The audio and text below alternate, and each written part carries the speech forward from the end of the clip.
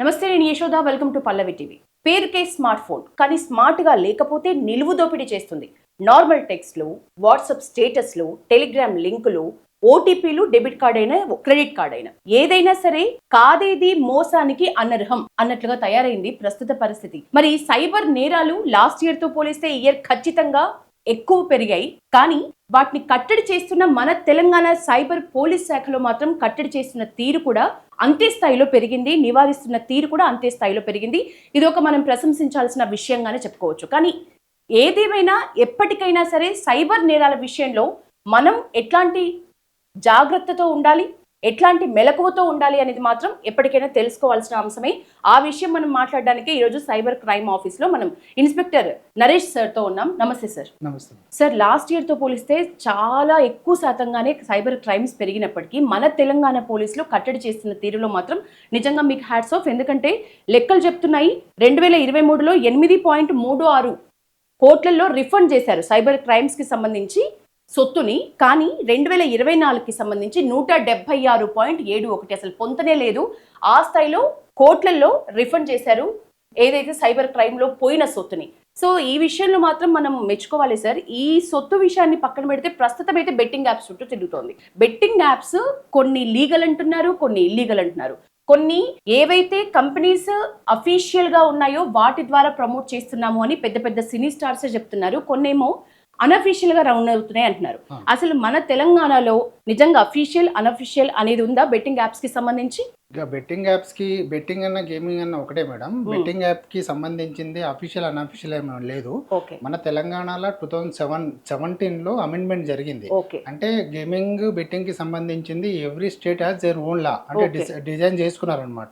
ఇప్పుడు మన దగ్గర అయితే 2017 దాని ప్రకారం లా ప్రకారము మన దగ్గర మన స్టేట్ లో గేమింగ్ అనేది బ్యాన్ మేడం. గేమింగ్ అయినా బెట్టింగ్ అయినా బ్యాన్. అంటే ఆడకూడదు, దాన్ని ప్రమోట్ చేయకూడదు, దాన్ని యూజ్ చేయకూడదు. అది ఇప్పుడు సినీ స్టార్స్, పెద్ద పెద్ద సినీ స్టార్స్ ఈ బెట్టింగ్ యాప్స్ విషయంలో విజయ్ దేవరకొండ కానీ రానా లాంటి స్టార్స్ కూడా ఇవి ప్రమోషన్స్ అనేవి మేము ఏదైతే అఫీషియల్ యాప్స్ ఉన్నాయో వాటి ద్వారానే చేసాము, అక్కడ మేము చేసిన తప్పేమీ లేదన్నట్టుగా మాట్లాడుతున్నారు. సో ఇది క్రైమే అన్నారా? అఫీషియల్ అయినా అన్అఫీషియల్ అయినా అఫీషియల్ బెట్టింగ్ యాప్స్ అనేది ఏం లేవు మేడం. అఫీషియల్ అన్అఫీషియల్ అనేది మనం దాన్ని చేయలేము.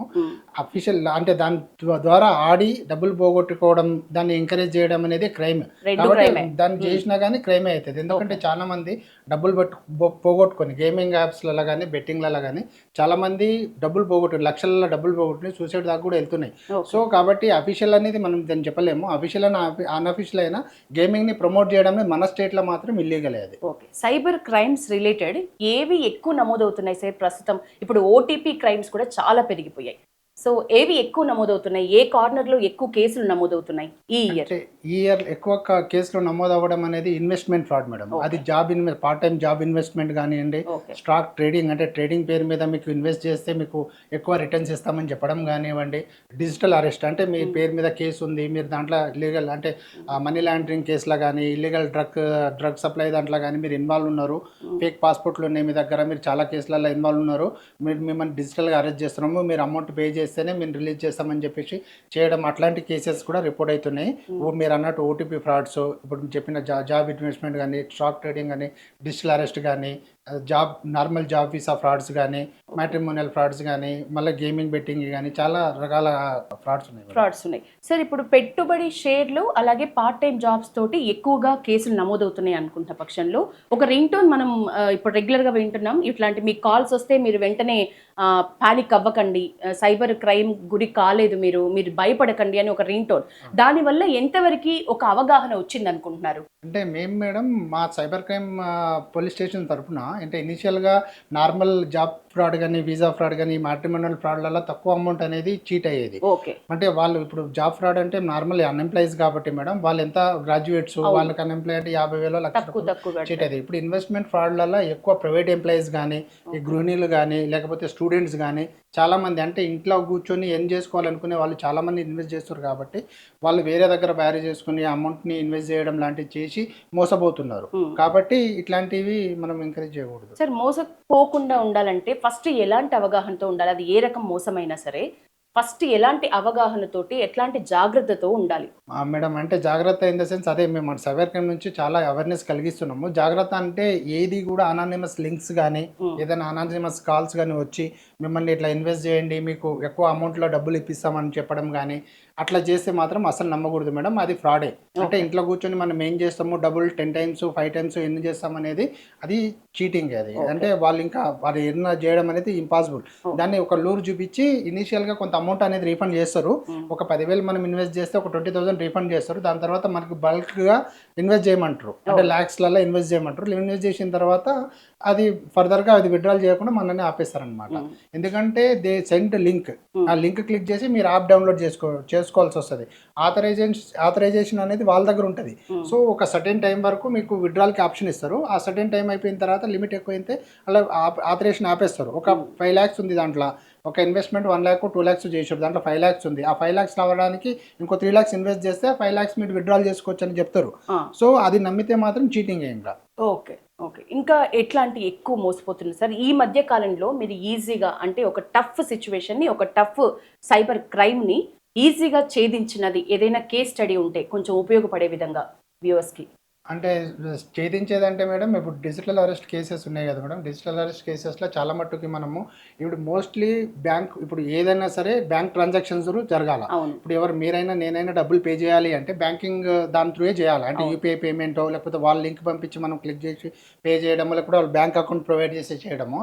సో ఫ్రాడ్‌స్టర్స్ అంతా ఇక్కడ ఈ జరుగుతున్న ఇన్వెస్ట్‌మెంట్ ఫ్రాడ్ గానీ, గేమింగ్ బెట్టింగ్ యాప్స్‌లో కూడా మెయిన్ అక్యూజ్డ్ అంతా sitting over in Dubai or something else. అంటే వేరే కంట్రీ ఓవర్‌సీస్ కంట్రీస్‌లో కూర్చొని ఇయన్నీ నడిపిస్తున్నారు. కాకపోతే ఇండియన్ బ్యాంక్ అకౌంట్స్ మాత్రం వాళ్ళు యూజ్ చేస్తున్నారు. సో మనకిక్కడ మోస్ట్‌లీ మనం ఆపరేషన్ చేసిన దాన్ని బట్టి మోస్ట్ ఆఫ్ ది కేసెస్‌లో బ్యాంక్ అకౌంట్ హోల్డర్స్ గానీ, ఏదైతే కమిషన్ బేస్ మీదనో 5%, 10% కమిషన్ బేస్ మీద వాళ్ళ బ్యాంక్ అకౌంట్ సేల్ చేయడం. అంటే ఫేక్ షెల్ కంపెనీ అకౌంట్స్ ఇనిషియల్‌గా ఓపెన్ చేస్తారు.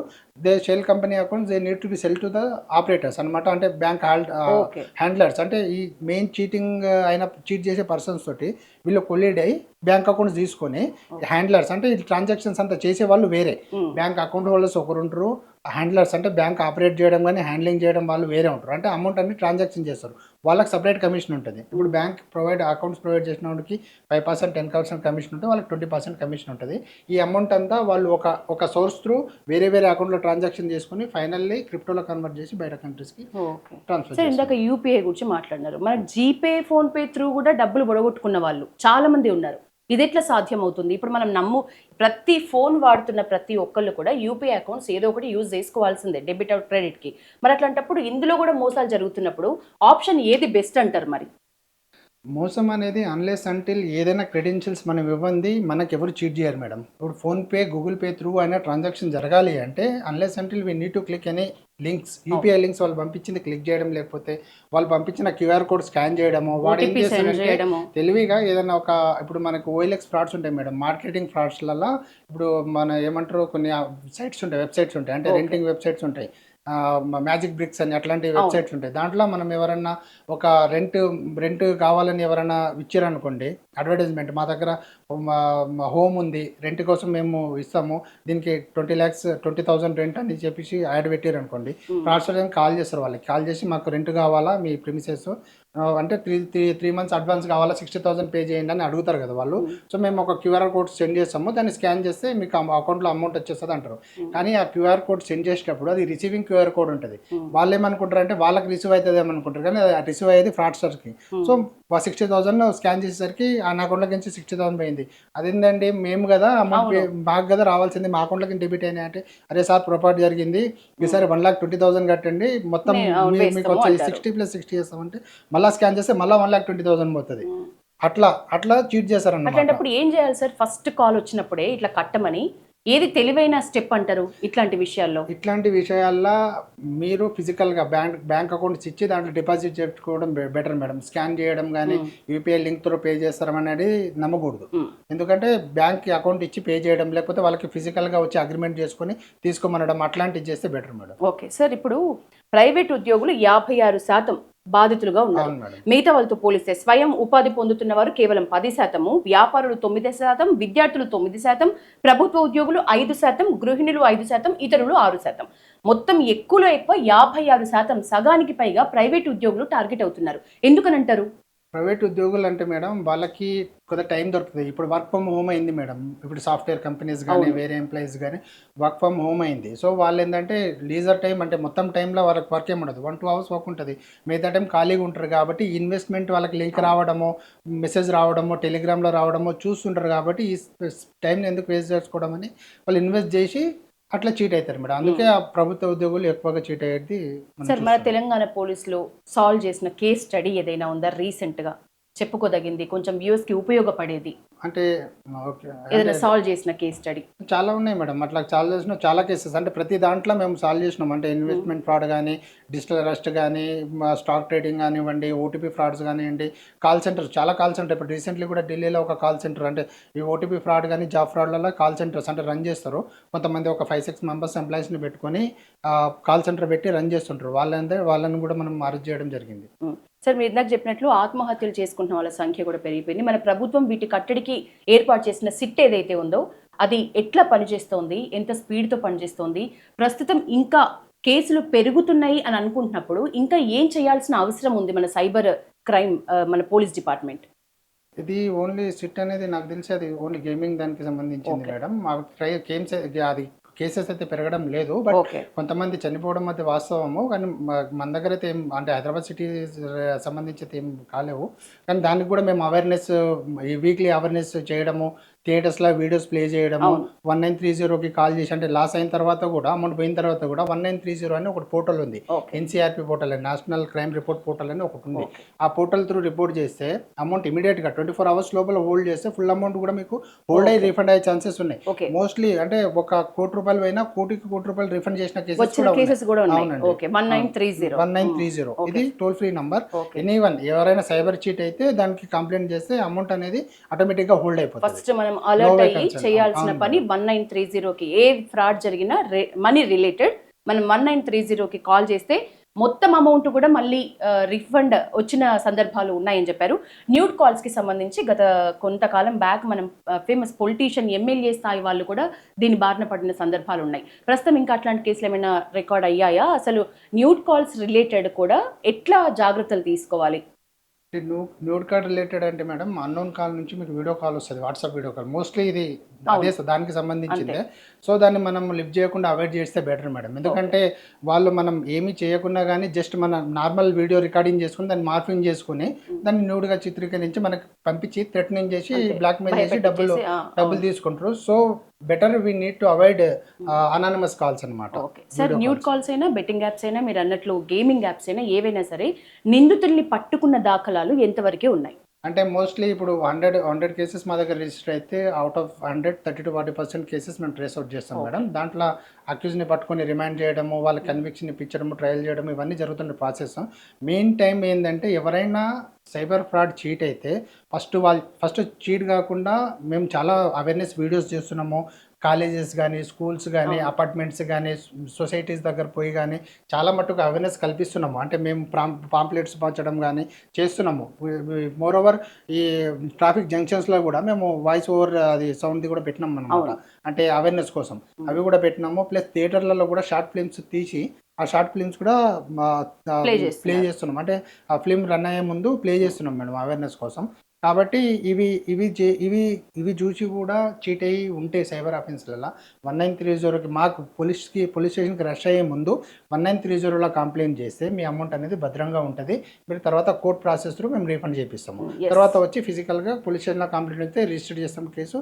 తర్వాత రీఫండ్ ప్రాసెస్ కానీ, అక్యూజ్ని పట్టుకోవడం కానీ, వాళ్ళకి కన్విక్షన్ పీరియడ్ ఇవన్నీ జరుగుతాయి madam. Sir, final question, betting apps కొద్దాం. మళ్ళీ బెట్టింగ్ యాప్స్ రిలేటెడ్ అయితే కొంత అఫీషియల్గా ఉన్న వాటిని ప్రమోట్ చేస్తే తప్పేం లేదు అని ఒక అపోహ కూడా ఉన్న పరిస్థితుల్లో మీరు ఏమని సజెస్ట్ చేస్తారు ప్రమోట్ చేయాలనుకునే వాళ్ళకి? ముఖ్యంగా బెట్టింగ్ యాప్స్ బారిన పడకుండా ఉండాలంటే ఏమని సజెస్ట్ చేస్తారు? మేడం ఇప్పుడు బెట్టింగ్ యాప్స్ గేమింగ్ యాప్స్లో మాత్రం ఎర్న్ చేసిన వాళ్ళు ఎవరు ఉండరు. దాంట్లో చీట్ అవ్వడం తప్ప ఎర్న్ చేసేది ఏముండదు. అది అఫీషియల్ అయినా అన్అఫీషియల్ అయినా మన స్టేట్లో అది ఇల్లీగల్ కాబట్టి దాన్ని ప్రమోట్ చేస్తే మాత్రం వాళ్ళు కూడా శిక్షకు అర్హులే. ఓన్లీ గోవా, సిక్కిం లాంటి కొన్ని స్టేట్లలో మాత్రమే వాళ్ళ స్టేట్ గవర్నమెంట్స్ వాళ్ళ అమెండ్మెంట్ లా చేసుకొని వాళ్ళు పెట్టుకున్న రూల్స్ కాబట్టి మన స్టేట్కి సంబంధించి సెలబ్రిటీస్ కానీ ఎవరైనా మేము అఫీషియల్ యాప్స్ని మేము ప్రమోట్ చేస్తున్నామనే భ్రమలో ఉంటే మాత్రం అని మానుకోవడం బెటర్ మేడం. వాళ్ళు కూడా లయబుల్ అవుతారు. Yes, thank you so much Naresh sir. మొత్తానికి అయితే బెట్టింగ్ యాప్స్కి రిలేటెడ్ ఏది అఫీషియల్ అనేది లేదు. మన గవర్నమెంట్కి సంబంధించి అది ఏదైనా సరే తప్పే, కాబట్టి ఈ స్పృహతో మెలగాలి అని ఒక మంచి మెసేజ్ ఇచ్చారు. అలాగే సైబర్ క్రైమ్ రిలేటెడ్ ఏది అనిపించినా మనకి 1930 ఈ నెంబర్కి వెంటనే కాల్ చేస్తే కొంతలో కొంతవరకు మనకు ఉపశమనం దక్కే అవకాశం ఉంది అని చెప్తున్నారు. ఇది ప్రస్తుతం సైబర్ క్రైమ్స్ పై లేటెస్ట్ మన F2F అప్డేట్స్. పల్లవి టీవీ, స్టే ట్యూన్డ్.